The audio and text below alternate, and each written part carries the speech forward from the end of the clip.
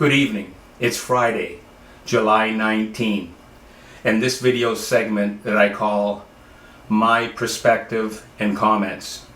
And this evening I want to talk about what has taken place over the last week and a half between the Speaker of the House, Nancy Pelosi, and the four Congresswomen, freshmen.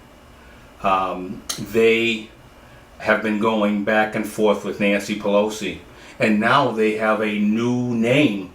They're the Squad, and they have gone after Nancy Pelosi over the last 5 to 6 months. They've been very, very vocal on pushing the Speaker to move forward with impeachment of Donald Trump. And it came to a head here a week and a half ago where Nancy tried to correct and to put some pressure to appease these congresswomen, and they weren't having any of that. And I kind of think of it, it's like Nancy Pelosi trying to herd cats. Oh, wait a minute, let me back up here and be more specific. Like herding feral cats, if you know what I mean.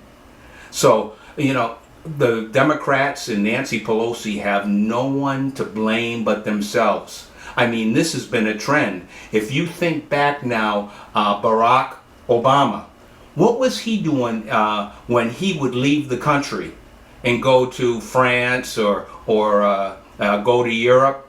It was every time he left, his feet left the U.S., he'd go over to other countries, and it was a regular apology tour.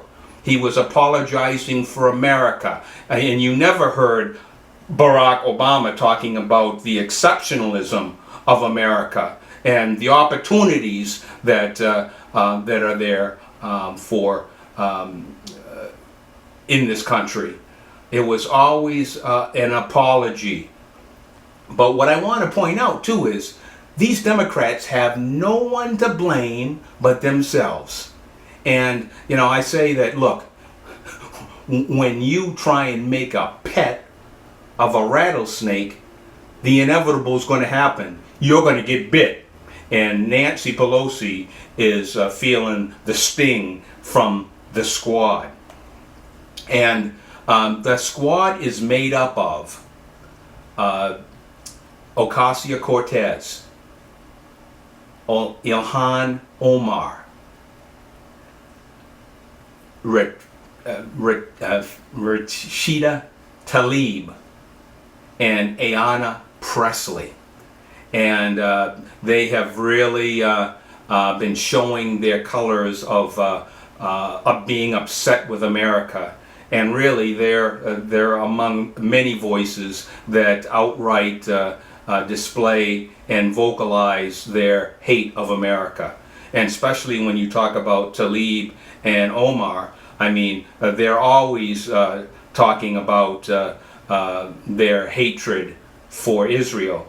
And that same animus is towards our nation. And think of it, folks. These are congresswomen in the Congress of the United States. But I want us to take a look a bit with what took place over this past weekend.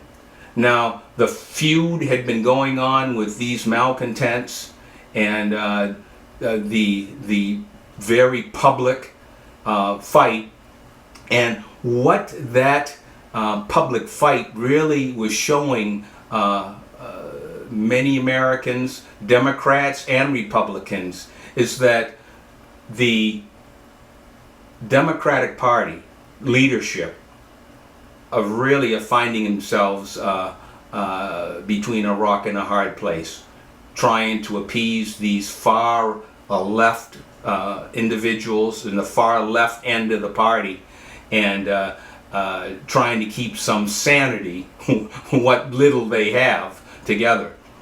But what happened over the weekend, and I'm going to bring Donald Trump into this right now. But what happened was, and he just can't help himself. And I want to expound on that. But before we get to Trump, I just want to say, look, when the Democrats or a political party that you're campaigning against, your political opponent, is fighting amongst themselves, don't jump in the middle of that. Get out the way and watch the fireworks fly. So I kind of wish that old President Trump didn't jump right in the middle of it. It would have been nice for somebody in the inner circle for Trump, Kellyanne or Mulvaney, somebody in that White House would say, look, Mr. President, look, sit back, kick your feet up, we'll go pop some popcorn, and you can watch these malcontents fight Nancy Pelosi.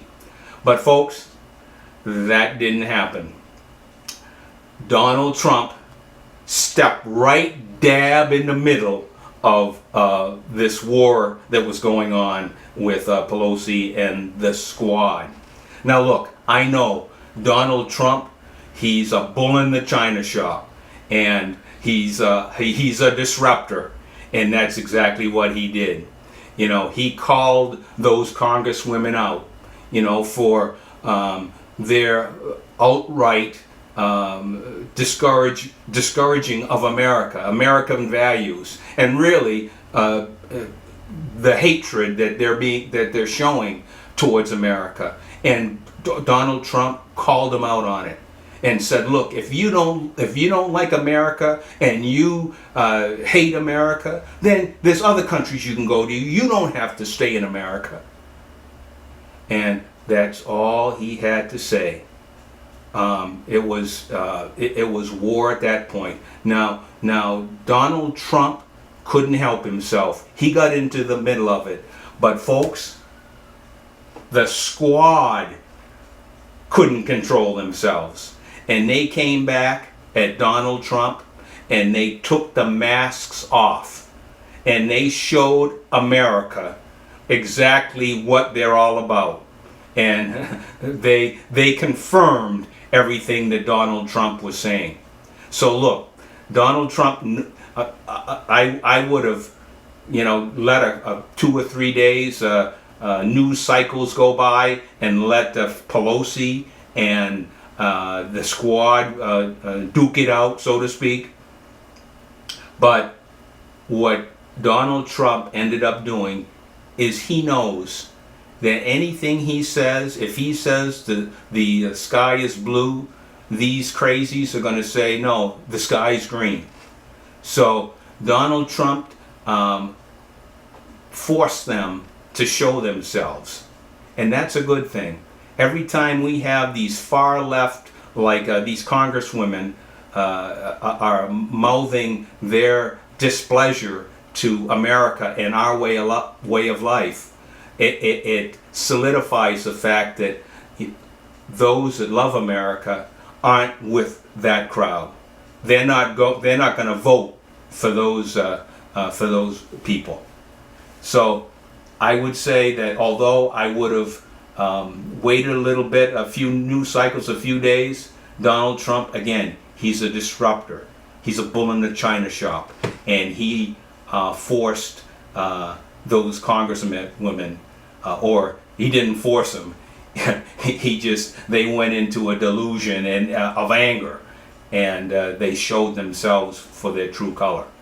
So that's my perspective and comment for this evening.